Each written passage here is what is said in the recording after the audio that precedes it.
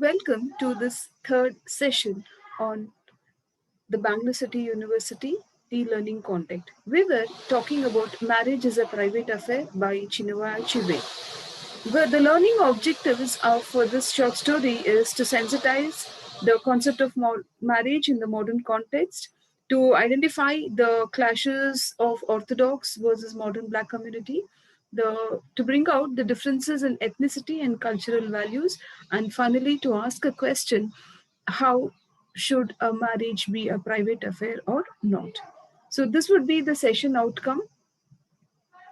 Now, in this short story, what we have understood so far is that there are themes like tradition and modernity, importance of tolerance and acceptance. And we know that the story begins at Lagos 16 Kasanga Street, okay, where Nenika and Neni are having a conversation with them. That is, they wanted to show out that they are intended to getting married with each other.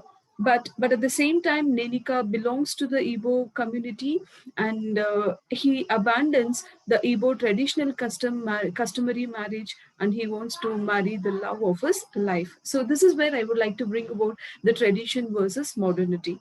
Okay, and accordingly, what we find here is Nenika, his wife, we have discussed about this point, where she represents the cosmopolitan city Lagos, and therefore she represents the modernity.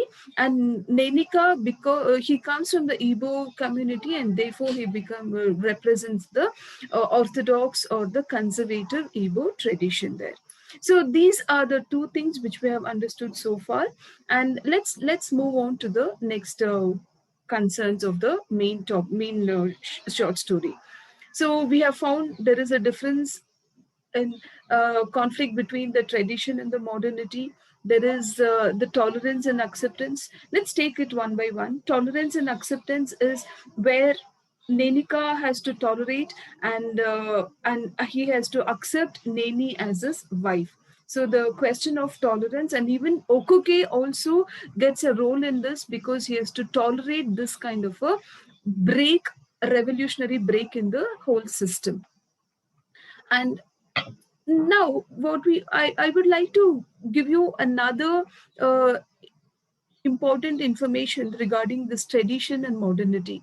So what happens in the tradition and modernity is, we find that when Nenika has declared that he is getting married to his love, Nene, there is a rift between the son and the father. There is a big difference of opinion in between son and the father. And Nenika thinks that his father would yield, and he would accept their marriage. Okay, he would accept their marriage, and he comes back the next day after he has declared that he's getting married to Neni. But it so happens that the father is very stubborn, and he says, I will not see Neni in future. Okay, he just rejects his son's choice for the marriage. And he also swears that I shall never see her in my life.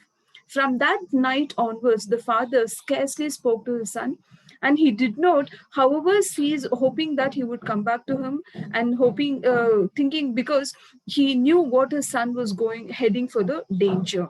And day and night he put him under the prayer, Okoki. But Nenika, on the other hand, for his own past, was very deeply affected by his father's behavior. He kept hoping that it would pass away and his father would subside some other day. If it had occurred to him that it would, if he is taking it so seriously, he thinks that, is it really so wrong to get married to a girl who speaks another tongue? Okay, so he is not able to agree to the norms of the Igbo community there. And it has never happened, and Okoke says that it has never happened in the Igbo community. So far, none of the Igbo people have got married to another girl from a different tongue or a different community.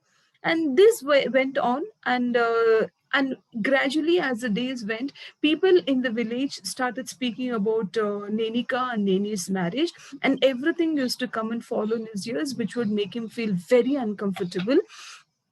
So finally it's been heard, it's been told in the whole city, and they all decide that the whole village community decide that Okoke has to go to the herbalist, that is a superstitious Madhu go Boo. So they have to seek and get the medicine, herbal medicine, in order to cure Nenika. But Okoki is not for it. Yeah, I think you have to understand he is not for such kind of beliefs. He says, let me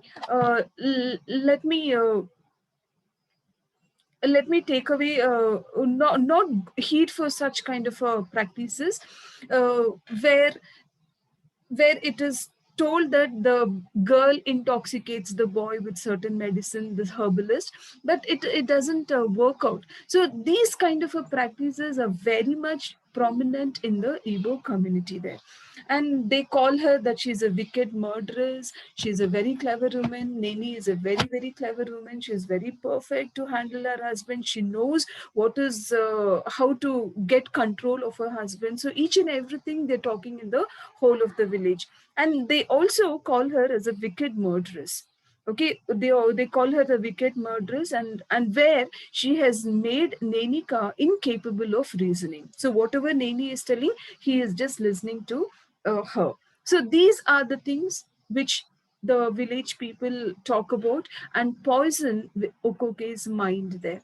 So they poison, telling that your wife, your daughter-in-law is not a very good choice because she's a Christian. She's also a teacher, and Okoke says that yeah, girls or women should never become a teacher. So all these things added to his thought process, and finally Okoke decides to reject the choice of his son's marriage. Okay, so he has decided not to take up Neni as his daughter-in-law. And finally 6 months go on. 6 months has been passed since they've got married, and one day, wow, out of happiness and out of concern, Nenika sends a photograph of his and Neni to his father Okoke. But to his misfortune, it so happens that Okoke tears the photo of Neni and sends it back. I think this is where we find that the tradition and the custom of the whole story becomes very important, and the concept of tradition and tolerance and acceptance also is very important, because Okoke is not tolerating, and therefore he is not accepting it. Okay, Neni as his daughter-in-law, and when he tears, yeah, when he tears it, let us see, when he tears that photo, I think that is the revolution or his reaction to his son's marriage. So he tears the Neni's photo and sends it back to Nenika. So they feel very bad looking at this whole photo there. But this is what we have understood. But the whole story until now, what we have understood is there is a progressive idea when it comes to the marriages. Okay, especially Neni and Nenika, they're very optimistic, and they believe that their love is going to sustain, and it is going to be a progressive towards their marriage, wherein Okoke is getting back to his roots, getting back to the traditional practices of going to the herbalist and finding out the reason for his behavior and all these things. So this is what we have understood in this whole session. The MCQs for this particular outcome session is, okay, after seeing the wedding photos, what does he do it? Yeah, what does he do after seeing the wedding photos of Nenika and Neni? He just cuts off the Neni's photo and sends it back. I think this is not expected of any father who would tear the photo into pieces and behave in such a way there. The next question would be, for how many years Okoke had nothing to do with the son? I think for the next 8 years, Okoke did not have any conversation with his son. So with this, we come to the third session, and in the next session, we were going to conclude the whole story there. So for further reading, please get back to the text BCU insights one.